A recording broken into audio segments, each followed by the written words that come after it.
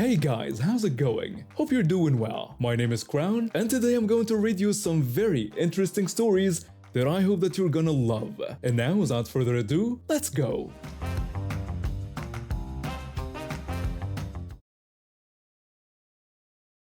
That night, I'd spent most of the evening at a party a few streets over.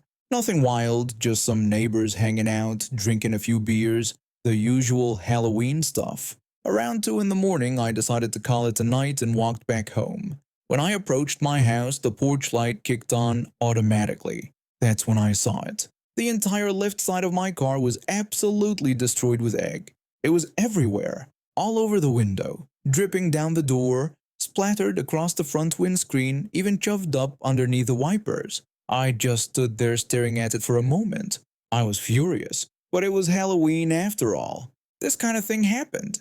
I'd just gotten unlucky. I went inside and grabbed a roll of kitchen paper, then spent the next 15 minutes in the dark trying to scrape all that egg off my car. It was a mess. The stuff had already started drying in some spots. After I thought I'd finally gotten it all, I was too wound up to just go inside and sleep. I sat in the driver's seat, lit a cigarette, and called my friend to vent about the whole thing. That's when things got weird. While I was sitting there talking, I noticed a car in my rearview mirror. It drove past my house slowly, then turned around at the end of the street and came back. Then it did it again and again. It must have passed by 4 or 5 times. Each time it slowed down right in front of my place. A thought hit me. What if these were the people who egged my car? I told my friend I had to go and hung up. I kept watching through the mirror while this car kept circling. Finally, it stopped. Right there, maybe 2 meters in front of my driveway. The engine shut off. Through the darkness, I could make out a tall figure in a hoodie getting out. He looked around nervously, checking in the direction of my house, then slowly walked up to the rear of my car. He was crouched down, looking around like he was making sure nobody was watching. Then he disappeared from view behind my car. My heart was pounding. Was this the guy who vandalized my car earlier? What was he doing back there? I didn't think. I just reacted. I threw open my door and charged around the side of the driveway. The guy clearly wasn't expecting that because he took off running down the street like his life depended on it. I mean, he was absolutely flying. Gone in seconds. I looked down at where he'd been crouching. 2 massive rockets were stuffed into my exhaust pipe. Fireworks, big ones. He was about to light them. While I was sitting in the car, the realization hit me like a truck. This psycho was trying to blow up my car with me inside it. I stood there for a second, just processing what almost happened. The guy was long gone, sprinted off into the darkness somewhere. But his car was still sitting there. I walked up to it. The driver's side window was rolled down. I stuck my head in and saw 2 guys sitting there in complete silence. They were just staring at me with these terrified expressions. Neither of them said a word. And then I noticed something beautiful. The keys were still in the ignition. I reached in and yanked them out. Then I walked straight back into my house. His car was now a prisoner on my driveway. I immediately called the police. I explained everything that had just happened.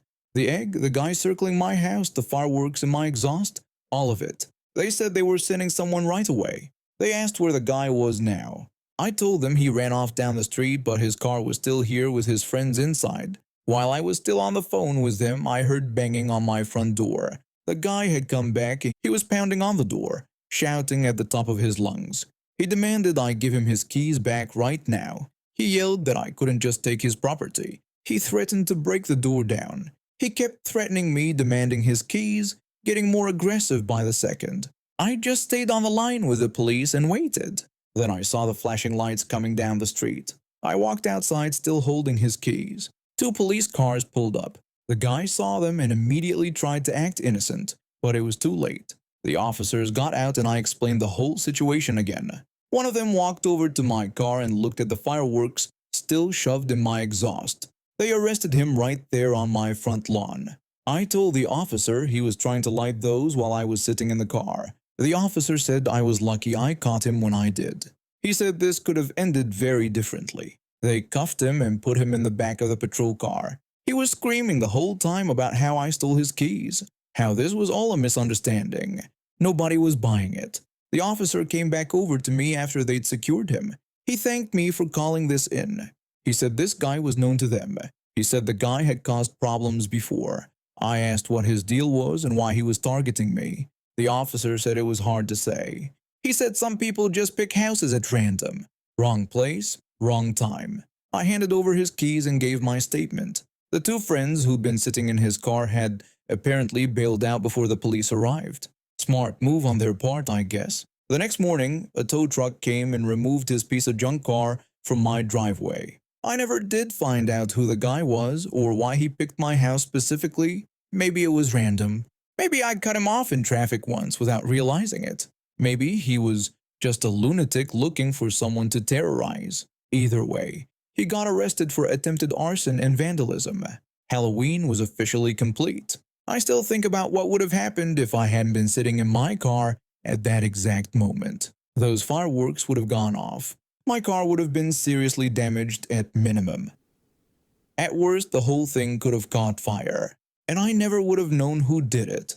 But because I happened to be awake, happened to be sitting there, happened to catch him in the act, he got exactly what he deserved. I was helping load up the truck when my friend told me he'd been crying in the cab earlier. We just finished a brutal delivery. 10-piece sectional sofa, 7 flights of stairs, no elevator reservation. The customer handed him $30 in cash after we'd spent 2 hours hauling everything up, assembling it, and cleaning up the mess. I grabbed the last of the packaging and headed down to the truck. He was sitting in the driver's seat trying to hide his face from me. I climbed into the passenger seat. I asked if he was okay. He kind of broke down, started telling me everything. How he was struggling with bills. How this warehouse job was his only decent paying gig. How the manager kept screwing him over on delivery prices. How he might have to sell his trucks just to stay afloat. This guy had become a real friend over the past few months. He was a veteran delivery driver with 2 trucks. Did all the heavy lifting himself. Would bring me beer on brutally hot days when he knew I'd been busting my butt in the warehouse. The company hired him because they were too cheap to pay industry rates. Most professional drivers wouldn't touch them. He was willing to make concessions for cash-in-hand deliveries. Management took full advantage of that. I'd started working as his delivery helper a few weeks back. 4 in the morning starts, done by 2 or 2:30 if we scheduled it right. I loved the physicality of it. Loved being on the open road. Loved swapping stories with him. He'd talk about his wife and kids. I'd make fun of his tacky scorpion tattoo, but the problems kept getting worse. The store would charge customers $95 for local deliveries. That was with a full day of deliveries across maybe 20 or 30 stops, all in the same area. He was doing maybe 5 to 8 deliveries scattered all over the place. He should have been charging more, but the manager kept quoting ridiculously low prices to close sales. $50 for a 3-seater sofa bed, up 6 flights of stairs. Should have been 110 base plus 100 for every flight past the first level. He'd go talk to the manager about it. She'd just shrug and say she reduced the delivery to close the sale. Just brushed it off like it was nothing. We'd show up at these deliveries expecting maybe $50 or $60. Customer would hand him $20 or $30. It was soul crushing. Sitting in that truck watching him try not to cry did something to me. I took him to a small bar and bought us drinks. We sat in a booth and I started laying out a plan. I asked why he didn't give the manager a price list and charge what he was actually worth. He said if he did that, she told him they'd drop him and find someone cheaper. I laughed. Told him to call her right now and quit. He looked at me like I was insane. I explained that we'd already seen tomorrow's run sheet. 10 deliveries. Massive run. The manager had quoted maybe $20 per delivery. I pointed out that any other contract driver would charge $200 minimum per delivery. There was no way another driver would touch this company. He got nervous, started second-guessing, but I convinced him to make the call. He dialed the manager and put her on speaker. He told her he was done and that he quit. She said fine. Said they'd be better off without him. Said he just lost his biggest contract. He hung up looking sick, panicked. I checked my watch. 1 in the afternoon. The store closed at 5. I told him she'd call back by 4. We spent the next few hours creating a new list of demands. Preset prices given by him. Company pays for his helper and gas. and additional fees for difficult deliveries, balcony lifts, fire escape deliveries, proper notice if they wanted to terminate him. 4:30 rolled around. His phone rang. Manager's name on the screen. He answered and put it on speaker. She said if he'd do tomorrow's delivery, she'd offer him a $50 gift card for the store. I hung up the call. He looked at me shocked. I told him when she called back he needed to lay out his demands. That was it. 5 minutes later his phone rang again. She started her spiel, but he cut her off. Started listing every problem he'd been having.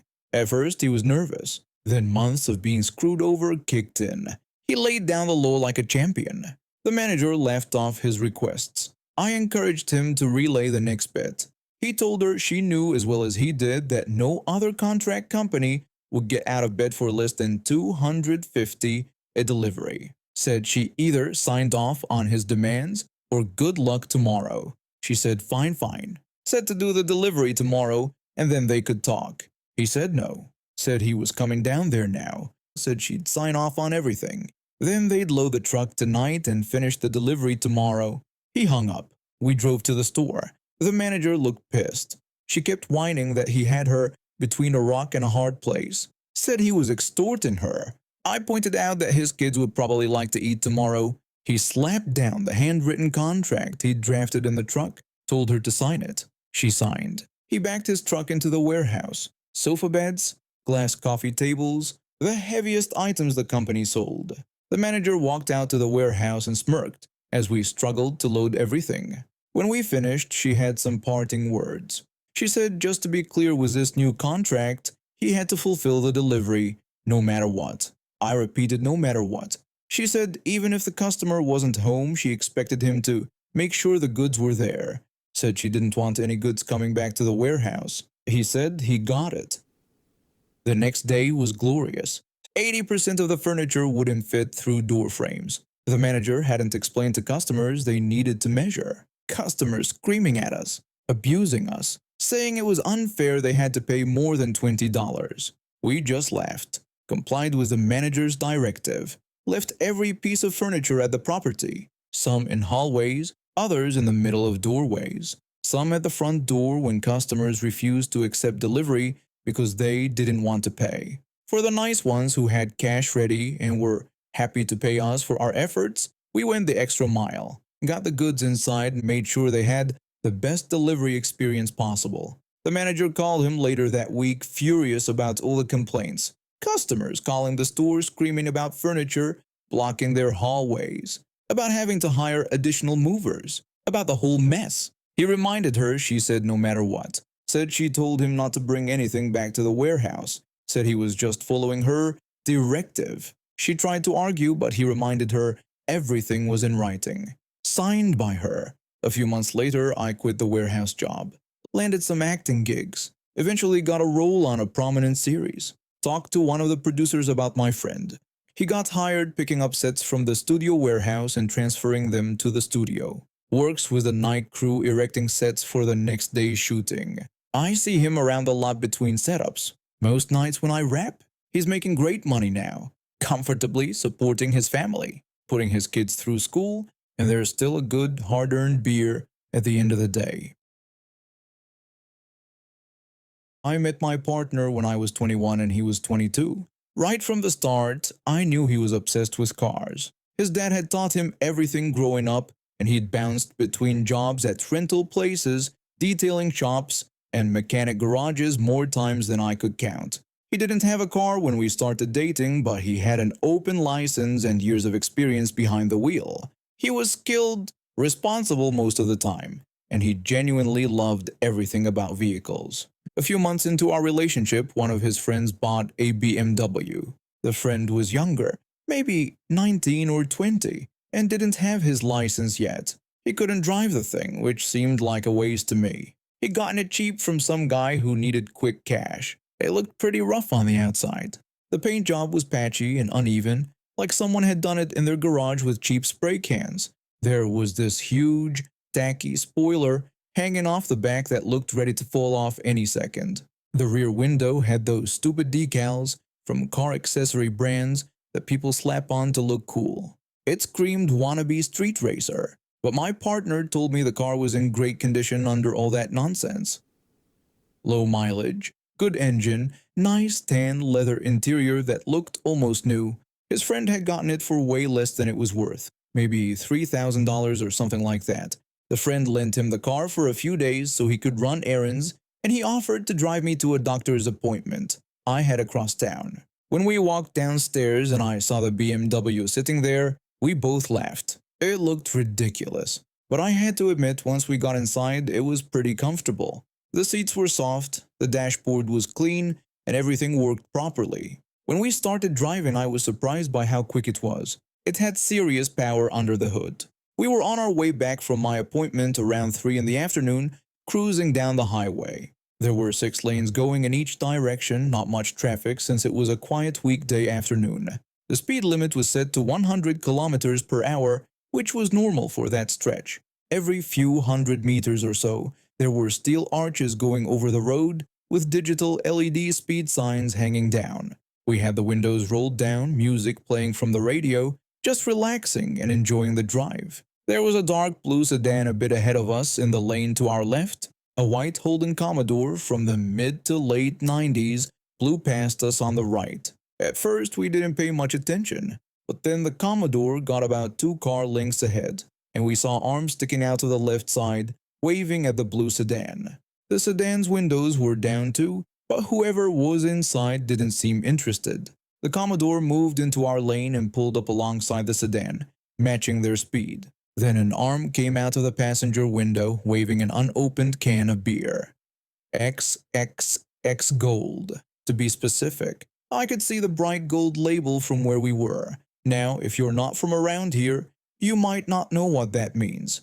But XXXX Gold and old Commodores are basically the calling cards of certain types of people. You see those two things together, and you know exactly what you're dealing with. It became pretty clear that the blue sedan was full of women.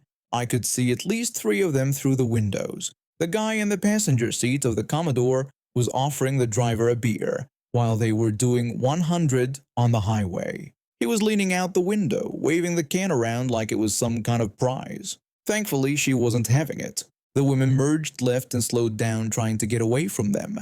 The Commodore followed them, swerving dangerously across lanes without indicating. Before they moved, someone chucked an empty beer can out the window. It bounced on the road and rolled into the shoulder. My partner looked over at me with this serious expression and told me he was going to do something about it. I nodded because I knew those women needed help. We moved left too, with the Commodore now in front of us and the sedan to our left. The women looked genuinely scared. One of them kept looking back at the Commodore with wide eyes. They changed lanes again, moving further left toward the slower traffic, so we took their spot and sped up until we were right alongside the Commodore. The guys inside were probably in their mid-20s, both wearing tank tops and caps. They realized what was happening when they saw us pull up next to them. They moved right to get away from us, probably thinking we were going to do something aggressive. We followed without hesitation.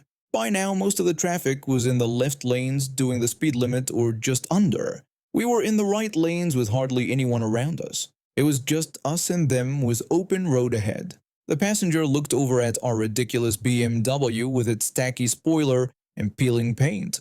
He started laughing and pointing at us, saying something to the driver. Then he flipped us off with this smug grin on his face. The driver looked over too and started laughing as well. Then he floored it, clearly trying to show off.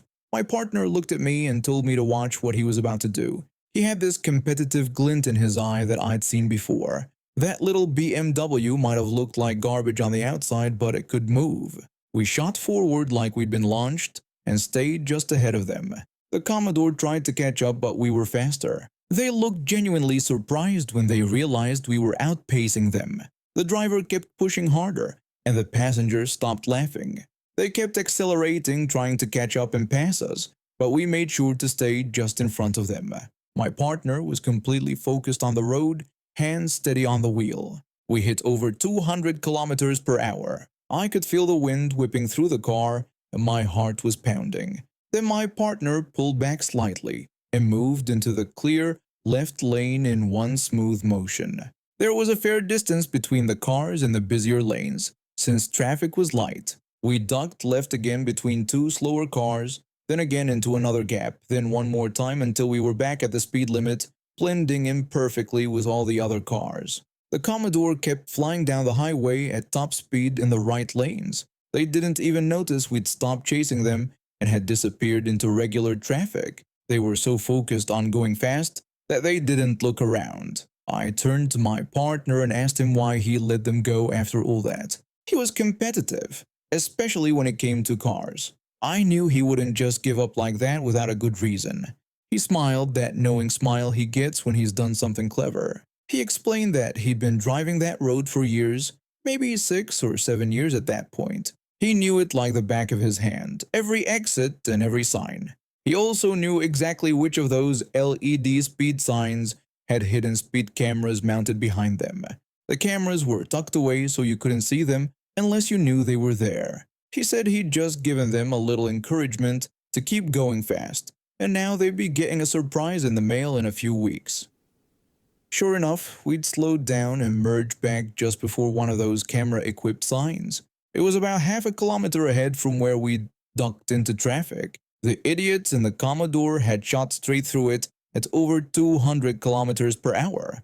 The speed limit there was still 100, so they were doing double. I started laughing because it was perfect. My partner just shrugged and made a comment about playing stupid games and winning stupid prizes. He seemed pretty satisfied with himself. We drove the rest of the way home in good spirits, talking about how ridiculous the whole thing had been. A few weeks later, maybe 3 weeks after the incident, he ran into the guys from the Commodore at a servo. He'd stopped to get fuel around 6 in the evening. They didn't recognize him at all, probably because they'd barely looked at us during the chase. They were standing near the entrance, complaining loudly to each other about the massive speeding fine they'd gotten. My partner stood nearby pretending to look at the drinks in the cooler while listening. One of them said the fine was over $1,000. The other one, the driver, said it was even worse because he'd lost his license for 6 months on top of the fine. He was angry, saying it wasn't fair and that the cameras were a scam. He kept going on about how he didn't even see the camera and how they shouldn't be allowed to hide them like that. His friend agreed and said the whole thing was designed to trap people. Neither of them seemed to think that doing 200 in a 100 zone while harassing people was the actual problem. My partner didn't say anything to them. He just grabbed a drink, paid for his fuel, and left without making eye contact. And now we have reached the end of today's stories. Thank you for watching, and see you next time.